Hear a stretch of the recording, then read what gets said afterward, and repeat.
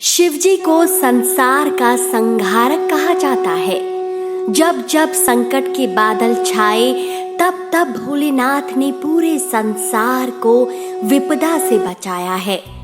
हम यह भी जानते हैं कि देवों के देव महादेव के पास दो नहीं बल्कि 3 आंखें हैं। मान्यता के अनुसार वह अपनी तीसरी आंख का प्रयोग तब करते हैं जब सृष्टि का विनाश करना हो। लेकिन क्या आप जानते हैं कि आखिर भगवान शिव को तीसरी आंख कैसे मिली थी? इसका रहस्य बड़ा ही गहरा है। तो चलिए आज जय महाकालेश्वर उज्जैन में जानते हैं त्रिनेत्र का रहस्य। नारद जी बताते हैं कि एक बार हिमालय पर भगवान शिव एक सभा कर रहे थे जिसमें सभी देवता, ऋषि मुनि और ज्ञानी जन शामिल थे।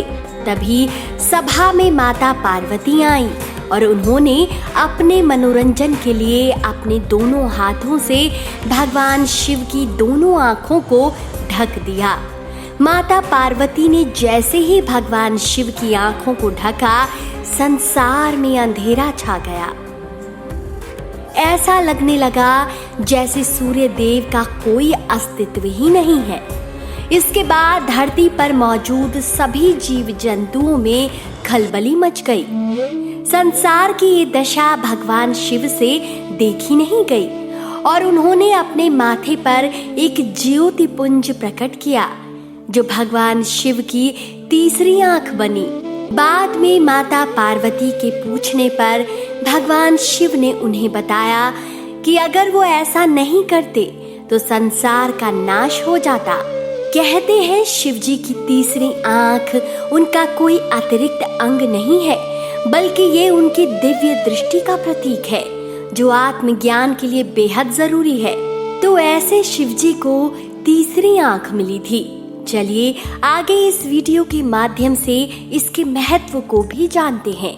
1. माना जाता है कि महादेव की तीसरी आंख से कुछ भी बच नहीं सकता। उनकी यह आंख तब तक बंद रहती है जब तक उनका मन शांत होता है, किंतु जब उन्हें क्रोध आता है तो उनके इस नेत्र की अग्नि से कोई नहीं बच सकता। 2. शिवजी की तीसरी आंख हमें यह संदेश देती है कि हर मनुष्य के पास 3 आंखें होती हैं। जरूरत है तो सही समय पर उसका सही उपयोग करने की।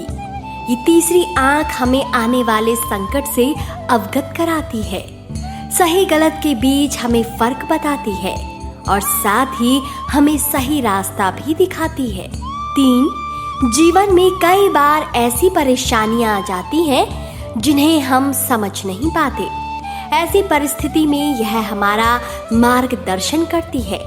धैर्य और संयम बनाए रखने में भी ये हमारी मदद करती है। तो दोस्तों, आप पर महादेव की कृपा यूं ही बनी रहे। जय महाकाल। वीडियो अगर पसंद आए तो लाइक करिए और इस वीडियो को शेयर करिए।